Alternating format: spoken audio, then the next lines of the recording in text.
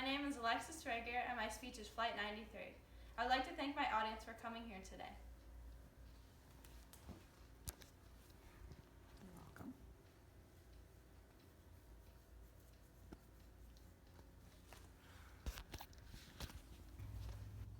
To begin, I need you all to imagine yourselves in this situation. You have just boarded your flight in Newark, New Jersey, headed to San Francisco, California. Whether it be for work or vacation to just see your family. You could be surrounded by your friends, your family, or maybe you're just traveling alone. Your luggage is stored underneath you. Your plane is about to depart. Your seatbelt lights are on, and you have your no smoking signs illuminated above you as well. Your captain comes on and states things such as your expected arrival, the expected weather, and other things like that. You're flying peacefully, maybe talking to others, maybe listening to music, or reading a book. Then, about 46 minutes into your flight, the plane completely shifts into a new direction. This seems strange. So maybe you get up and try and approach the flight attendant. She's in first class. As you pull the curtains back, you hear screams. The two captains are laying dead outside of the cockpit. Ladies and gentlemen, this is Flight 93. Flight 93 occurred on September 11th, also known as 9/11. This is one of the 4 planes in what has come to be known as one of the worst terrorist attacks in the history of the United States of America. The reason this plane was different from the others involved in 9/11 is because Flight 77 struck the Pentagon, and Flights 11 and 175 struck the World Trade Center towers.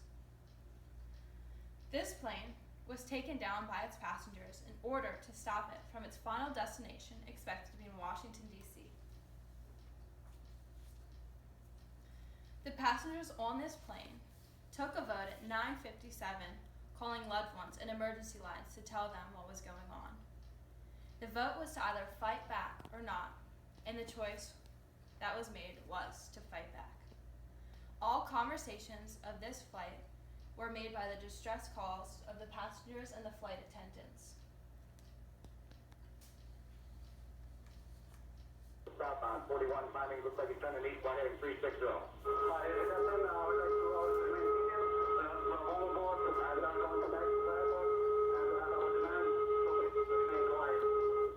United 93 calling. United 93, understand for the bomb on board, go ahead. Director 956, did you understand that transmission? Affirmative, he said there was a bomb on board. And that was all you got out of it also? Affirmative. 93, go ahead. This is actual live recordings from the flight that day of the hijackers stating that they had a bomb on board. In other voice recordings from this flight, you hear one man saying, "This plane isn't leaving Pennsylvania." And you hear the famous line from Todd Beamer stating, "My fellow Americans, let's roll." The last and final clip that was heard from this flight was the flight attendant saying, "Everyone's running to first class. I've got to go by." The passengers and the crew then rushed the cockpit and ultimately took down the plane. The flight impact hit the ground at 563 miles per hour in a 40-degree nosedive. The impact left a crater that was 8 to 10 feet deep and 30 to 50 feet wide.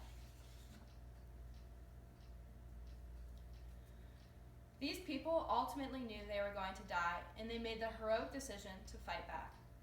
This stopped another plane from coming into the White House or the Pentagon. Its final destination is unknown, but expected to be one of the two. These brave souls are who we have to thank for not letting the hijackers win. On this day, so many lives are lost, and over 44 of them on Flight 93. September 11th may be a day in history for us, but for the families of over 3,000 people, they live with the consequences of this tragic event every day. If Flight 93 hadn't made the sacrifice that day, imagine how many more kids would be left without their parents. How many spouses would be left widowed?